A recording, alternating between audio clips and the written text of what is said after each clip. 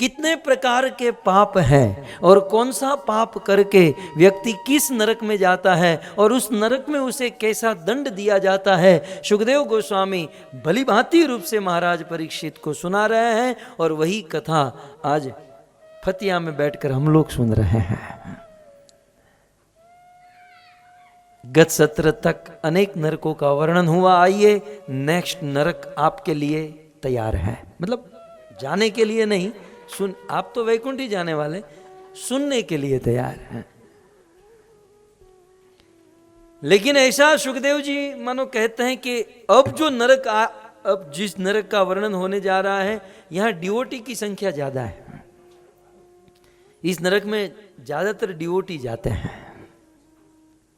आइए वह नरक कौन सा है, तो कहते हैं यतो इह अनापदी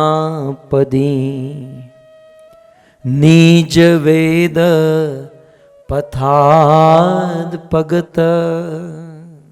सुखदेव गोस्वामी कहते हैं परीक्षित जीवन में किसी भी प्रकार की आपत्ति का काल न हो, जीवन में कोई प्रॉब्लम न हो, फिर भी यदि कोई व्यक्ति अपने नियम को तोड़ता है, कहते हैं निज वेद पथाद अपगत। निज वेद माने अपने नियम। भक्तों, हम सब लोगों के अपने अपने नियम है। एक नियम तो जनरल है, प्रकृति का नियम, भगवान का नियम। उस नियम के बाद हम सब के अपने अपने नियम है। जैसे मुसलमान लोगों का नियम है समय होने पर नमाज पढ़ो, लेकिन हम सनातनी धर्मियों का क्या नियम है? और सनातन धर्मी में भी हम सब ब्रह्म मध्व गौड़ीय में, हम जो इस्कॉन के भक्त हैं, उनका क्या नियम है? 16 माला जाप करना, 16 राउंड चैंटिंग करना, 4 रेगुलेटिव प्रिंसिपल फॉलो करना, एकादशी है, भगवान का आविर्भाव, तिरोभाव, ये सब नियम है ना। हम सब नियम में है ना। देखिए, हम सब साधक हैं, हम सब साधन भक्ति कर रहे हैं।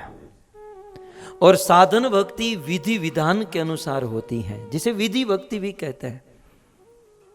और बिना विधि के, बिना साधन में, बिना नियम के हम भक्ति में प्रोग्रेस नहीं कर सकते। इसलिए उपदेशामृत में रूप गोस्वामी ने कहा कि नियम तो होना चाहिए।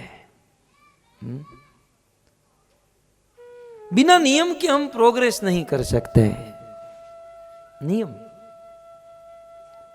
तो हम सब के अपने अपने नियम है, वो सब आप अपने मन में सोच लीजिए। 16 माला जाप करना, भगवान को भोग खिलाकर ही प्रसाद के रूप में खाना, जितने भी नियम है, ये नियम हमने ले रखे हैं। और उस नियम को बिना वजह यदि उस नियम को हम तोड़ दें, हाँ, कभी हम बहुत बीमार हैं, कोमा में चले गए हैं, तब चैंटिंग ना हो तो एक बार समझा जा सकता है। हमारा हाथ कट गया, पांव कट गया और मंदिर न जा पाए, ये समझ सकते हैं।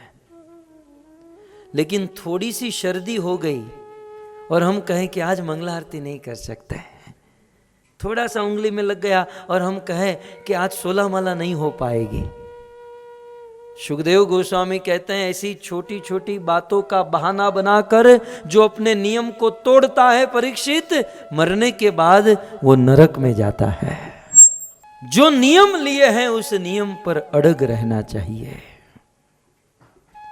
परीक्षित ने पूछा, सुखदेव जी बताइए वो किस नरक में जाता है? सुखदेव जी कहते हैं वो 80 पत्र वन। बोलिए जरा। हालांकि आपको जाना नहीं है, लेकिन मैं एक रिवाइज करा दूं। 80 पत्र वन में, क्योंकि आप सब तो नियम फॉलो करते ही है ना। कथा में सोते नहीं है, हरि नाम जप करते समय सोते नहीं है, 16 माला कर लेते हैं, है ना, इसलिए आप तो नहीं जाएंगे। लेकिन जो इस नियम का पालन नहीं करता है वो 80 पत्र वन नामक नरक में, हे परीक्षित, वो जाता है। अच्छा, उस नरक में होता क्या है? कहते हैं कषया प्रहरंती। उस नरक में कृषया प्रहरंती, यमराज के दूत पहले तो कोड़े से, कोड़ा समझते हैं, हंटर, चाबुक, मतलब जो लोग अपने नियम को फॉलो नहीं करते हैं पहले तो उसे बहुत पीटते हैं। अपने गुरु को वादा करके 16 माला जाप करूंगा, तू माला नहीं किया, पीटते हैं। गायत्री मंत्र का जाप नहीं किया, बहुत पीटते हैं। और उस समय सुखदेव गोस्वामी कहते हैं कि वो यहां वहां दौड़ता है और उसे सारी बात याद आती है, मैंने ये नियम छोड़ दिया, मैंने ये नियम छोड़ दिया। और ये दौड़कर 80 पत्र वन, ये नरक का नाम है, ये वन है, ये नरक जो है एक वन के समान है, और उस वन में बहुत सारे वृक्ष उगे हैं, और वो वृक्ष के जो पत्ते हैं बिल्कुल धारदार होते हैं। यमराज के दूत ऐसे नियम तोड़ने वाले लोगों को मारते हैं, ये दौड़ कर जाते हैं, पेड़ के साथ टकराते हैं, और पेड़ के धारदार पत्ते उसके शरीर में नोचते हैं, घुस जाते हैं, और हजारों हजारों वर्षों तक उस हंटर से, चाबुक से पीटा जाता है, और उस वृक्ष के पत्ते उनके शरीर के अंदर चुभते रहते हैं, जो लोग नियम पालन नहीं करते हैं। आप लोग तो करते हैं, आपको तो कोई प्रॉब्लम नहीं, लेकिन जो मेरे जैसे हैं, अब मैं तो मेरा कहूँगा, शुरुआत यहाँ से कर रहा हूँ, जो मेरे जैसे हैं, नियम पालन नहीं करते हैं, वो निश्चित मरने के बाद इस नरक में जाते हैं। भक्ति ऐसी करे कि जीवन में कैसी भी परिस्थिति आ जाए हमारे नियम को न छोड़े, हैं? नियम न छूटे। हमारे महाराष्ट्र में भक्त हुए चोखा मेला, ऐसा कहते हैं चोखा मेला गृहस्थ था, और जो मजदूर होते हैं ना, क्या कहेंगे, जो बिल्डिंग बनाते हैं ना, मजदूरी करते हैं, बिल्डिंग बनाते, ईंटा रखते हैं, सीमेंट रखते हैं, क्या कहते हैं आप लोग उसे, मिस्त्री, कारपेंटर आदि कहते हैं। तो चोखा मेला जो है वो मिस्त्री का काम, गृहस्थ थे लेकिन भजन करते थे। और जब भी संत तुकाराम, संत नामदेव जी, ज्ञानेश्वर जी जब कथा करते तो चोखा मेला सबसे पहले आगे, सबके आगे आकर बैठते हैं। एक दिन की बात, संत ज्ञानेश्वर जी कथा कर रहे थे और चोखा मेला नहीं आया। ज्ञानेश्वर जी मंगलाचरण करके बैठ गए। श्रोताओं ने कहा कि आप कथा शुरू कीजिए। बोले नहीं, मेरा भक्त, मेरा चोखा मेला नहीं आया।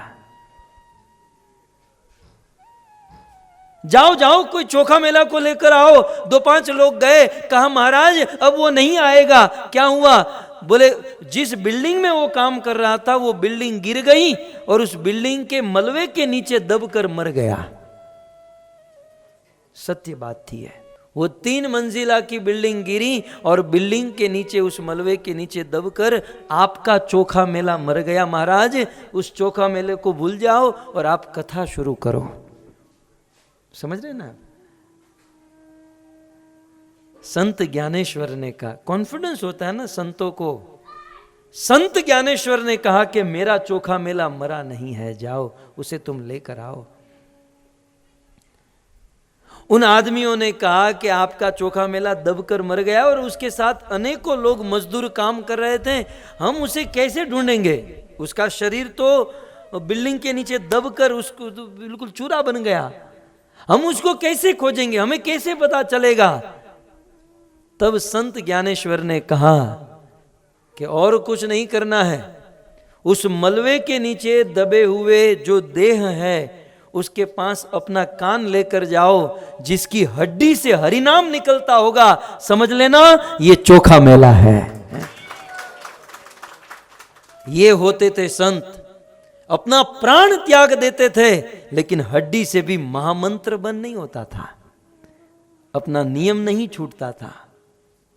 और हम लोग थोड़ी सी सर्दी लग जाती है, आज तो 16 माला नहीं हो पाएगी, कहाँ चोखा मेला, कहाँ हम लोग हैं? अपने नियमों में रहें। जो नियम तोड़ता है वो गुरु का तो अपराध करता है, वेद का अपराध करता है, लेकिन वो प्रकृति का अपराध करता है और मरने के बाद 80 पत्र वन नरक में जाता है। सबसे पहले वीडियो पाने के लिए लाल गोविंद दास यूट्यूब चैनल को सब्सक्राइब करें और बेल आइकॉन को प्रेस करना ना भूलें।